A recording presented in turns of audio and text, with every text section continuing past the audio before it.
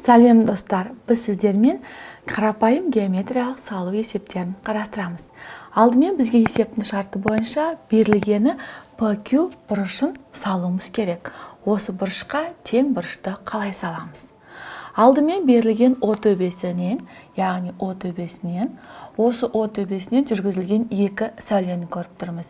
Біреуі OP сәулесі, екіншісі OQ сәулесі.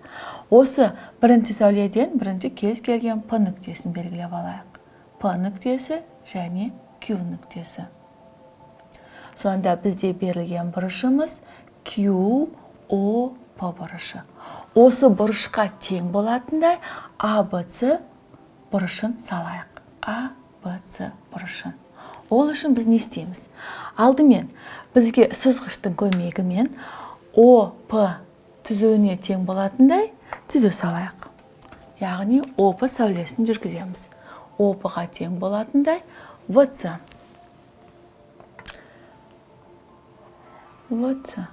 Бізге бұрыш маңызды.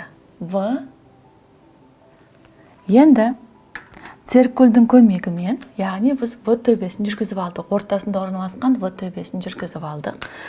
Енді циркульдің орнына біз лентаны қолданамыз, ал сіздер циркульді қолданасыздар. Сонда O мен P-ның арасын өлшей отырып, осы ара қашықтықты сақтайтындай O төбесінен P-ға дейінгі ара қашықтықты циркульдің көмегімен өлшеп аламыз. Осы ара қашықтықты сақтай отырып, B төбесінен бастап берілген түзумен беттестіреміз. Сонда пайда болған бұл нүктеміз біз S деп белгілейміз. Сонда бізде VC сәулесі жүргізілді. Енді келесі бізге енді осы бұрышқа тең бұрышты салу үшін, мына бұрышты өлшеу үшін, керісінше енді P төбесін шеңбердің центрі етіп, ал PQ радиус болатындай шеңбердің бөлігін салып аламыз. Яғни шеңбердің бөлігі осы нүктеде қиылысады. Енді дәл осы ара қашықтықты сақтай отырып, центрін S төбесі етіп алып, мына бөлікке шеңбердің бөлігін жүргіземіз. Енді шеңбердің центрі O нүктесі, радиусы OQ болатындай екінші шеңберді белгілеп аламыз. Дәл осы ара қашықтық сақтай отырып, шеңбердің центрі V төбесі және мына бірінші шеңбермен қиылысатындай қиылысқан екі нүктені белгілейміз. Бұл нүктені біз A деп белгілейміз. Сонда қиылысқан нүктемен B төбесін қосатын болсақ, бізге берілген бұрышқа тең бұрыш салынады. Сонда QOP бұрышына тең бұрыш ABC бұрышы. Мына бұрыш тең. Біз берілген P түзуінің бөлігін жүргізгенбіз. Сондай біз A түзуін жүргізейік, A деп белгілейік. Біріншісі әрекетіміз жазатын болсақ, біріншісі P түзуіне тең болатындай A түзуін жүргіздік. Және осы түзуінің бөлігінен OP сәулесін алдық. O нүктесі сәуленің бас нүктесі болса, P нүктесін белгіледік. Оны біз шеңбер жүргіздік. Центр O нүктесі, ал радиусы OP-ға тең болатындай. Екінші шеңбер жүргіздік, центрі V нүктесі болатындай, және осы радиусы VC-ға тең болатындай, яғни OP-ға тең болатын VC радиусын жүргіздік.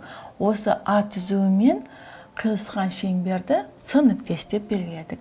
Яғни A түзуімен қиылысады шеңбер V, центрі V болатын, радиусы VC-ға тең. Осы қиылысқан нүктені S нүктесі деп алдық. Енді келесі, бұл екінші әрекетіміз, екіншіден шықты қиылысқан S нүктеміз, үшінші әрекетіміз. Бұл жерде біз центрі P нүктесі деп алдық, радиусы PQ-ға тең. Шеңбер жүргіздік, яғни центрі P нүктесі, радиусы PQ-ға тең. Және олы теңестірдік, екінші шеңбер жүргіздік, шеңбердің центрі S нүктесі болатындай, радиусы CA-ға тең болатындай. CA-мыз бізде PQ-ға тең. PQ-ға тең болатындай. Келесі, Төртінші, тағы да шеңбер жүргіздік. Шеңбердің центрі О нүктесі болатындай, радиусы OQ-ға тең. Және екінші салу есебімізде шеңбер жүргіздік. Ол шеңбердің центрі В нүктесі, радиусы осы OQ-ға тең болатындай. Сонда бұл жерде қиылысқан В түзуімен екі шеңбер қиылысқан кезде, яғни шеңберлерін жазамыз. Қиылысты шеңбер С центрі болатын және СА-ға тең болатын. Шеңбер қиылысады. Екінші шеңбер центрі В нүктесі, радиусы OQ-ға тең болатын. Осы екі шеңбердің қиылысуын А нүктесі деп алдық. Сонда келесі біз осы А нүктесі мен В нүктесін қосып, АВ немесе ВА сәулесін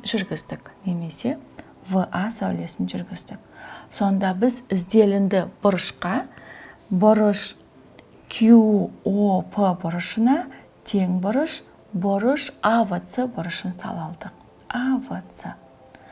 Бұл бізде балалар қарапайым геометриялық салу есептері. Келесі кездескенше сау болыңыздар.